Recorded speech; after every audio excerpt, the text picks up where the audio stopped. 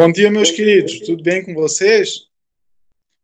Então, hoje mais uma aulinha. Vamos fazer uma aulinha de revisão sobre as leis de Newton, então, sobre a dinâmica, né? Melhor dizendo, porque a dinâmica é baseada nas três leis de Newton. Então, hoje a gente vai discutir um pouquinho sobre elas e fazer alguns exercícios, tá? Então, vai ser bem tranquilo. A lista de exercícios que eu vou passar para vocês é uma lista maior, mas eu vou selecionar alguns exercícios, então vou passar certinho quais exercícios que eu quero que vocês resolvam, tá bom? Então vamos começar a nossa revisão das leis de Newton. Deixa eu primeiro aqui pegar para apresentar a tela. Tela inteira, permitir.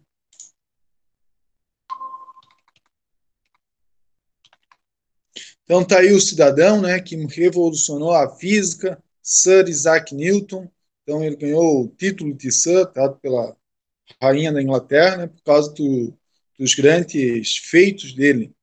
Então, e ainda ele é enterrado dentro da abadia de Windsor, que é uma das só para ver o tamanho da honraria que é o Isaac Newton e Darwin também estão enterrados lá. Então, só para ver a honraria, né? Só os grandes gênios estão lá e as pessoas muito importantes da Inglaterra.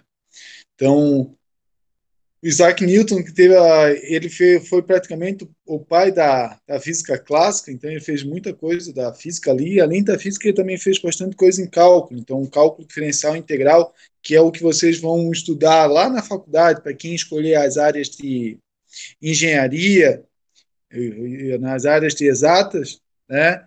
Então, vão poder estudar mais um pouquinho sobre o cálculo diferencial e integral, que Isaac Newton também criou, mas às vezes alguns livros vocês vão ver que alguns dizem que foi Leibniz e Isaac Newton. Por quê? Leibniz e Isaac Newton criaram na mesma época. Eles não tinham contato, né? Em 1600 não é como hoje, que a informação é rápida, então eles não tiveram contato, mas eles criaram na mesma época, né, de maneiras independentes um do outro, tá bom? Então, aqui tem um pouquinho da vida do Isaac Newton, né? Uma das curiosidades, ele nasceu no dia 25 de dezembro, né? Ou seja, nasceu no dia do Natal, de 1642. Ele também, aqui não tem, né? Mas ele também passou por uma pandemia, que foi a peste negra, e foi nesses momentos de reclusão, ele fez muita coisa na física, né? Então, quando ele, né, ficou afastado, que as universidades fecharam, o qual que fechou, ele acabou voltando para a cidade natal dele, né, que é mais no interior, e lá ele conseguiu fazer bastante coisa, né? Muitos trabalhos da parte de gravitação foi feito nessa época aí de pandemia da peste negra. Tá? Então, só para ver que não foi só nós que passamos pela pandemia, Isaac Newton também fez, mas também passou, mas Isaac Newton naquela época conseguiu fazer muita coisa nesse período. Tá? Então, vamos falar das leis dele, tá? As principais leis de Isaac Newton. Deixa eu pegar aqui o que eu quero mostrar uma coisa para vocês, é melhor botar na tela. Estou aqui na tela grande. Tá? Esse aqui é o princípio. Opa, deixa eu. Acho que eu sou meio burro aqui. Aqui é o princípio, tá? Foi o livro que Isaac Newton escreveu. Ele é dividido em 3 volumes, tá? E aonde que tá todas as leis, tudo que ele escreveu, tá? Inclusive as leis que a gente vai estudar hoje, tá? Eu vou ler aqui a primeira lei. Todo mundo sabe que é a lei da inércia, mas eu vou ler aqui para vocês do jeito que ele escreveu lá em 1600 e que do jeito que também foi traduzido, né? Então vamos lá. Primeira lei. Todo corpo continua em seu estado de repouso ou de movimento uniforme em uma linha reta, a menos que ele seja forçado a mudar aquele estado por forças imprimidas sobre ele. Então, essa é a nossa primeira lei, que é a lei da inércia. Claro que hoje em dia a gente já não usa essas palavras aí, mas basicamente é o que a gente quer dizer com a lei da inércia, tá? Então, ó, inércia é a propriedade comum a todos os corpos materiais, mediante a qual eles tentem manter em seu estado de movimento ou de repouso. Ou seja, se ele está em movimento, ele permanece em movimento, tá? Mas sempre movimento uniforme, tá bom, pessoal? Então, se ele está em movimento uniforme, ele vai permanecer com aquele movimento uniforme. Se ele está parado, ele permanece parado. Desde que a somatória das forças sobre ele seja zero, tá? Às vezes a gente fala que nenhuma força seja aplicada a ele. Na verdade, pode ter várias forças aplicadas sobre ele, mas o somatório dessas forças tem que ser igual a zero, tá? O celular que está gravando vocês está parado, mas tem duas forças atuando sobre ele. Tem a força de contato com a superfície, mantendo ele em pé, mantendo ele sobre a superfície, e a força gravitacional empurrando ele para baixo. Tá? Então tem duas forças, mas o somatório delas é nulo. Então por isso que ele está parado. Ok? Então essa é a primeira lei, a lei da inércia. Então aqui tem vários exercícios, tá, pessoal? Vamos primeiro. Aqui é bem, os exercícios estão bem simples, porque, claro, porque eu estou falando da inércia, a resposta vai ser inércia, então não tem muita dificuldade, né? Mas lá, quando vocês fazerem o Enem, não vai ser tão simples, porque vocês vão ter todo o conteúdo, então é, pode ser qualquer coisa a resposta, tá? Então vamos lá. Questão 1. Passageiro de um táxi vem sentado no banco traseiro, bem atrás do motorista. De repente, o táxi faz uma curva fechada para a esquerda e o passageiro que estava distraído acaba atirado para a direita do motorista. Essa situação pode ser explicada pelo princípio da. Então, aqui, ó, aqui ele faz a curva, aqui tem o desenho, né? O carro aqui, outro carro, o mesmo carro, né? Aqui tem a curva. Então ele é jogado para a direita. Na verdade, ele não é jogado, né? Quando ele faz a curva, o que que acontece? O corpo dele tenta permanecer no movimento que ele se encontra. Então o movimento dele estava para frente, só que o carro muda, mas o corpo demora para perceber isso. Então ele continua em seu movimento, o corpo. Por isso que parece que ele foi jogado para frente, mas não, ele continua em seu movimento, tá? Então a resposta correta é a letra A, que é a inércia.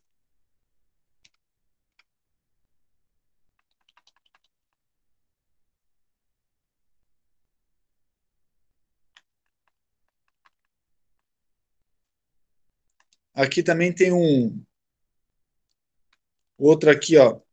Isso aqui é da CAF de Santa Catarina, modelo Enem também. Vamos lá, questão 3 aqui, ó. Atenção, você deve sempre esperar o ônibus parar para dele saltar. Mas em uma emergência, se você precisar saltar de um ônibus em movimento, para não cair, deve pisar no chão com. Aí que tem as alternativas. Então, o que vocês têm que fazer? Se o ônibus está indo com uma certa velocidade, quando vocês pularem, o corpo de vocês vai estar com aquela velocidade do ônibus, tá? Mas a estrada vai estar parada. Então, o que vai acontecer? O corpo de vocês vai ter a tendência de continuar. Então, o que vocês têm que fazer? Continuar correndo para frente, tá? Então, qual é a resposta correta? Ó, soltar com o pé e correr para frente. Claro, porque daí com o pé tu já vai estar preparado para correr. Se soltar com os dois, vai parar em seco e daí vai poder cair, tá?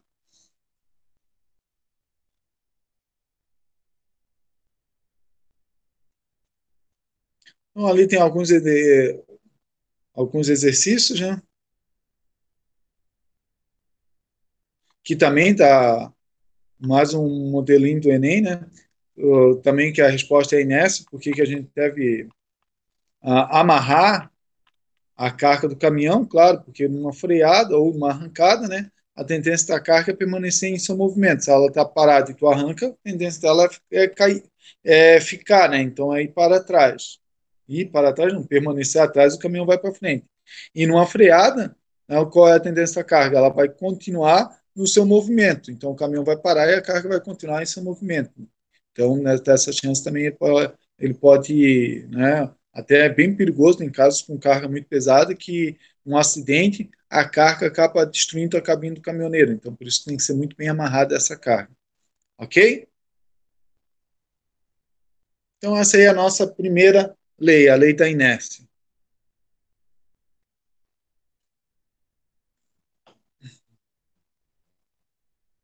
E a nossa segunda lei, tá, é da força igual a massa vezes a aceleração. Mas Isaac Newton não escreveu isso, né? Então vamos ver como que Isaac Newton escreveu. Vamos lá? Tá aqui, ó, lei 2.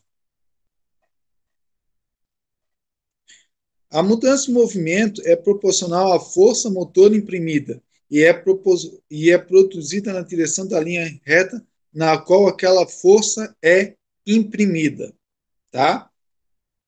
Depois ainda tem um negócio para ver, nota no apêndice 15, e nesse apêndice 15 faz referência à massa, né? Então, claro, porque a mudança de movimento ali, que a força vai provocar, né? Também vai depender da massa desse corpo, tá? Mas, matematicamente, a gente pode escrever, né, que força é igual a massa vezes a aceleração, onde a força é medida em Newton, em homenagem a Isaac Newton, a massa em quilograma e a aceleração em metros por segundo ao quadrado. Tá? Isso tudo é no sistema internacional. Tranquilo? Então, aqui tem vários exercícios, tá, pessoal? Só podem fazer aí, fiquem à vontade. Depois eu vou passar esse materialzinho para vocês. Vou pegar aqui um do Enem para refazer com vocês. Pode ser esse aqui, ó.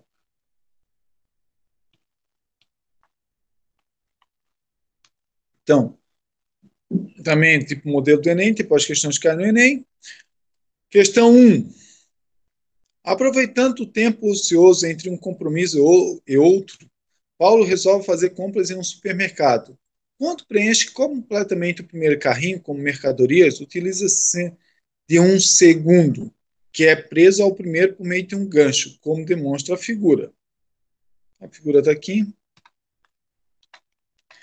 Sabe-se que as massas do carrinho estão distribuídas uniformemente e que seus valores são iguais a M1, que é o carrinho de trás, 40 quilos, e M2 é o carrinho da frente, 22 quilos.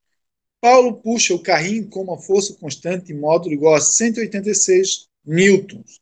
Admitindo que o plano é perfeitamente horizontal e que é desconsiderada qualquer dissipação por atrito, a aceleração máxima desenvolvida pelos carrinhos é D.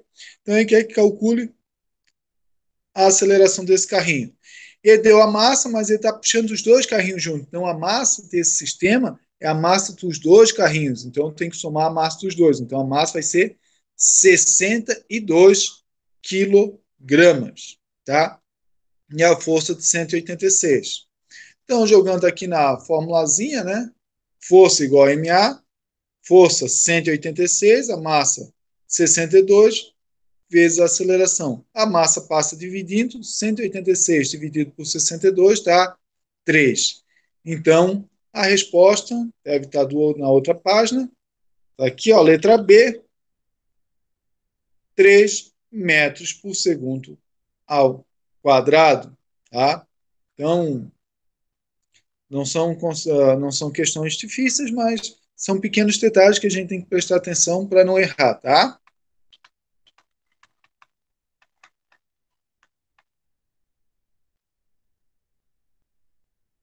Vou fazer essa aqui do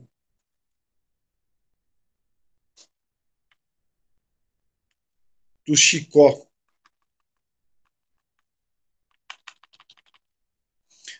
Ó, na obra O Alto da Compadecida, esse é um filme brasileiro muito bom, quem puder assistir, assista. O personagem Chicó conta algumas histórias ao seu parceiro João Grilo.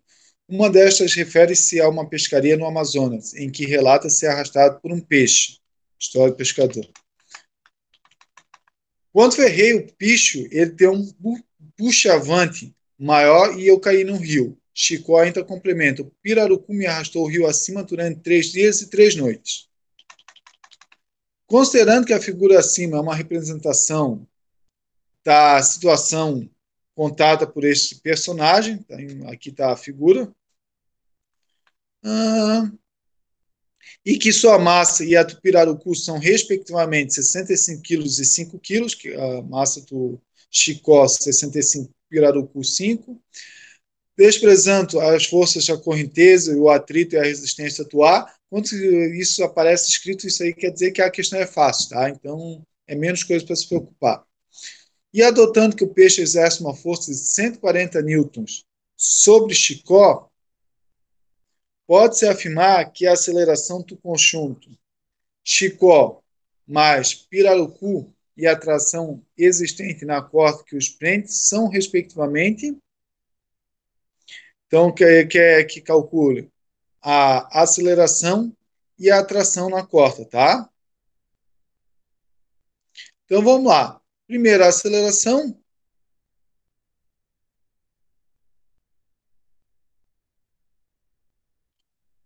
Então, a aceleração aqui, ó, ele fala que o sistema exerce uma força de 140, tá? Mas essa força aí é a força que o Pirarucu, né, exerce sobre todo o sistema, tá bom?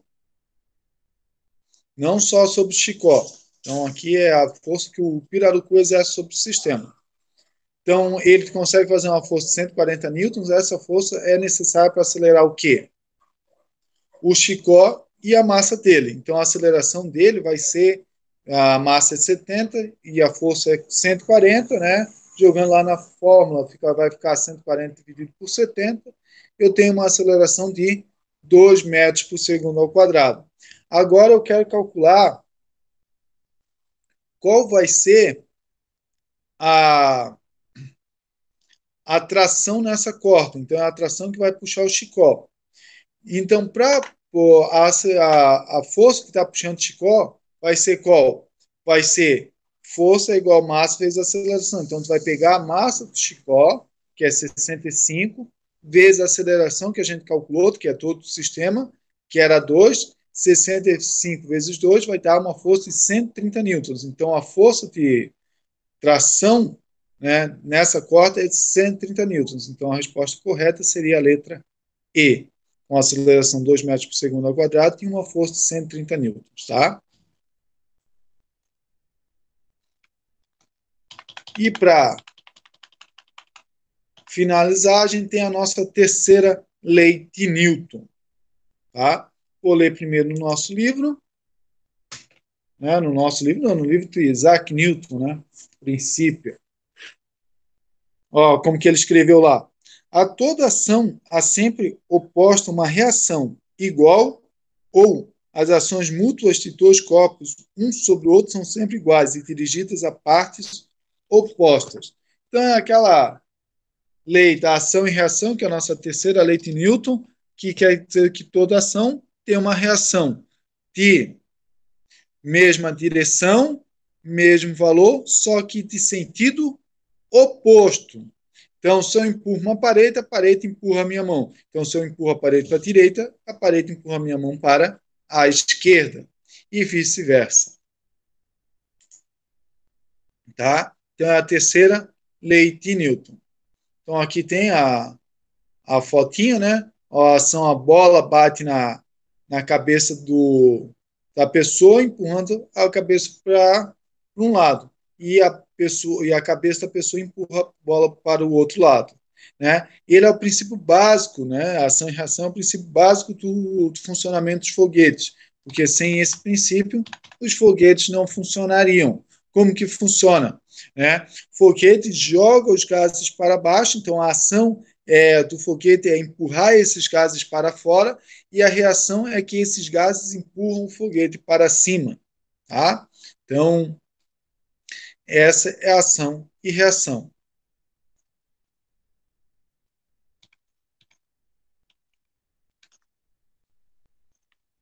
Então, vamos lá. Vamos fazer esse exercício aqui. Ó.